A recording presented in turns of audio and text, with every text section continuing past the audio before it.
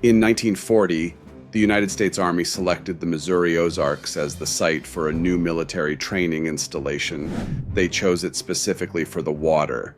The Ozark aquifer system beneath Pulaski County was clean, abundant, and reliable in ways that most candidate sites could not match. The Army needed water for tens of thousands of soldiers training year-round. The Ozarks had it, that was the reason. The irony of that selection is the subject of this video, because the Army that chose the Ozarks for its exceptional groundwater has spent the 8 decades since contaminating that same groundwater with a class of synthetic chemicals that do not break down, do not stay within a fence line, and cannot be removed from the aquifer system they have entered. The Army chose this location for its water quality. The water quality has since been affected by the Army's presence. That is the kind of story that does not appear in the Fort Leonard Wood recruitment materials. Subscribe right now, hit the button and the bell. Fort Leonard Wood today is the 4th largest Army installation in the United States by land area. It covers more than 61,000 acres in Pulaski County in the Missouri Ozarks. It trains more than 80,000 military and civilian personnel every year. It is the home of the military police school, the chemical, biological, radiological, and nuclear school. That particular combination of missions will become relevant momentarily, and the Army Engineer School. It is the 5th largest employer in Missouri, generating over $2 billion in annual economic activity. The 4 counties surrounding it, Pulaski, Laclede, Texas, and Phelps, are economically bound to the installation in a way that makes public criticism of the Army politically complicated. When your county's economic survival depends on an institution, asking hard questions about what that institution is doing to your water supply requires a specific kind of courage that most local governments do not easily produce. This is a dynamic the Army is aware of. Whether it is a dynamic the Army has exploited is a question we will leave to the viewer. Missouri's Department of Natural Resources has documented what the agency calls legacy environmental releases at Fort Leonard Wood, resulting from decades of training and housing military personnel. Those releases include chlorinated solvents that have contaminated the groundwater below the cantonment area. They include pesticides and petroleum products. They include PCBs and volatile organic compounds. They include military munitions constituents from training ranges, and they include per and polyfluoroalkyl substances, PFAS. PFAS are called forever chemicals because the name is technically accurate. The carbon-fluorine bond at the core of PFAS chemistry is among the strongest in organic chemistry. The compounds do not break down in the environment. They do not break down in the human body. They accumulate. Scientific studies have linked PFAS exposure to kidney cancer, testicular cancer, liver cancer, pancreatic cancer, immune disruption, and developmental harm to children. The primary source of PFAS contamination at military installations is aqueous film-forming foam, AFFF, a firefighting agent the military has required since 1969. It is effective at suppressing fuel fires. It is also effective at introducing persistent synthetic chemicals into the groundwater of wherever it was used. Fort Leonard Wood used it for decades in training exercises on the ground. Hit the like button. It tells the algorithm this story matters. Missouri's DNR has confirmed PFAS detection at Fort Leonard Wood. The Army's own Environmental Command maintains an active PFAS response page for the installation. The Missouri Coalition for the Environment has flagged it as a documented contamination site. The EPA lists the base among facilities with known or suspected PFAS contamination.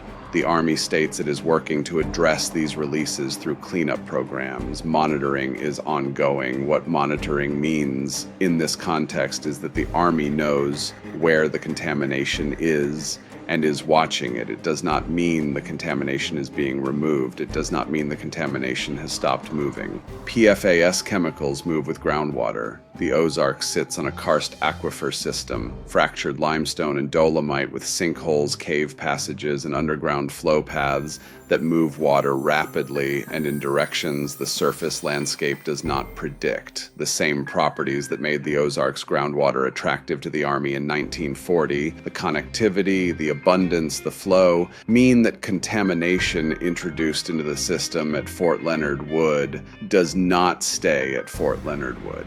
The communities surrounding the installation draw their water from the Ozark aquifer. Most of them rely on groundwater wells. The aquifer that their wells access and the aquifer beneath the military, RAL authority that supersedes county zoning, state environmental regulation, and community input. No Pulaski County resident voted on what environmental practices would be used on those 61,000 acres. No county commission approved the decades of firefighting foam exercises that introduced PFAS into the groundwater beneath the Ozarks Plateau. This is not an argument against the installation's existence or its mission. It is a statement about accountability.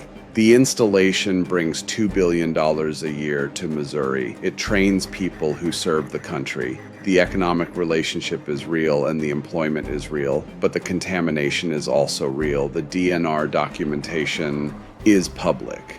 The Army's own environmental disclosures are public. The 1940 site selection rationale, the water, is documented. The 2025 reality that the water is being monitored for contamination by the same institution that chose the location for the quality of that water is also documented. The community of Bloodland existed in Pulaski County before Fort Leonard Wood was built. The Army needed the land. The families were told to leave in 1941, and Bloodland was demolished to make room for the installation. The only remnant is the church bell, which was relocated to Waynesville before demolition. Bloodland's families were told their sacrifice was necessary. They accepted it. The communities that surround Fort Leonard Wood today are making a different kind of sacrifice. The sacrifice of not knowing with certainty that the water beneath their homes is what it was when the Army chose this location for it. The Army chose the Ozarks for its water. The paperwork for what has happened to that water since is available on the Missouri DNR website. Most people who live in the surrounding counties have never read it. The specific compounds detected at Fort Leonard Wood matter because of their properties. PFAS are not a single chemical, but a class of thousands of related compounds, all built on the carbon-fluorine bond that makes them persistent. The two most studied, PFOA and PFOS, have been linked in epidemiological studies to kidney cancer, testicular cancer, ulcerative colitis, thyroid disease, pregnancy-induced hypertension, and elevated cholesterol. The military's use of AFFF firefighting foam introduced both of these compounds along with others into the ground at hundreds of military installations across the country. Fort Leonard Wood is one of them. The specific pathway from the installation into surrounding communities runs through the same karst aquifer system that the Army chose this location for in 1940. That system does not have a fence. It moves water from where it enters the ground to where it exits through springs, and the distance between those 2 points can be miles. The monitoring wells that track PFAS migration from the cantonment area are recording what the water is carrying, which is what monitoring is designed to do. What monitoring is not designed to do is stop the water from carrying it. Missouri communities surrounding military installations have begun asking for the kind of water testing that the military installations themselves are required to conduct. Some of those requests have produced data. Some are still pending. The federal government has set interim health advisory levels for specific PFAS compounds in drinking water. The question of whether the wells in Pulaski and surrounding counties are showing concentrations near or above those levels is a question that the monitoring data is designed to answer. The data is not comprehensively published in a format that allows ordinary residents to assess their own exposure. The Army came to the Ozarks for its water. That is documented. The selection criteria for Fort Leonard Wood included the quality and reliability of the Ozark aquifer system as a key factor. The installation has been drawing on that aquifer system for 85 years. The installation has also been introducing into that aquifer system, over roughly 50 of those 85 years, a class of synthetic chemicals that do not degrade, accumulate in biological tissue, and have been associated with serious health outcomes in peer-reviewed research. The documents describing both things, the 1940 site selection rationale and the current DNR contamination documentation, are available. The connection between them is direct. The accountability for the gap between what the Army came for and what the Army introduced has not been established in any legal or regulatory sense that has required the Army to compensate the surrounding communities for the difference. The surrounding communities of Fort Leonard Wood, Waynesville, St. Robert, Richland, Lakewee are among the most economically dependent communities in Missouri on a single employer. The Sustainable Ozarks Partnership exists specifically to advocate for the continuation and expansion of Fort Leonard Wood's mission because the economic calculus is straightforward. If the Army significantly reduces its footprint, the local economy collapses. The employment is real. The $2 billion in annual economic activity is real. That dependency also creates a specific political environment in which asking hard questions about what the Army is doing to the local groundwater is genuinely difficult. Not impossible. Let the questions exist in public documents. But for a county commissioner or a local newspaper editor whose community's economic survival runs on the Army's goodwill and continued presence, the calculation involves risks that people whose livelihoods are not tied to the base do not face. This is not unique to Fort Leonard Wood. It is the pattern of military-community relationships across America. The base brings things the community needs. The community's need shapes what the community is able to say publicly about what the base is doing. The result is that the most direct accountability path for what is happening to the Ozarks groundwater runs through federal agencies, academic researchers, and environmental organizations rather than through the local political system most directly affected. The PFAS story at Fort Leonard Wood is part of a national pattern. The Department of Defense has identified over 700 military installations in the United States with known or suspected PFAS contamination from firefighting foam. Fort Leonard Wood is one of them.